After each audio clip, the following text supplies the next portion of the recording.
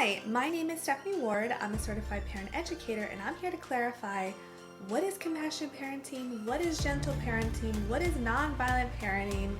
So they are similar. My curriculum is compassionate parenting, and I teach how to set consistent boundaries, age-appropriate limits with your children.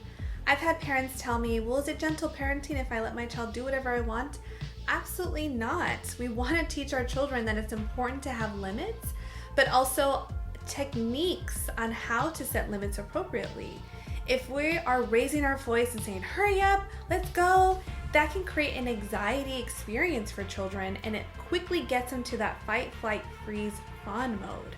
So if you want to learn some healthy and effective parenting tips, go to link in my bio, sign up, and follow me for some more parenting tips.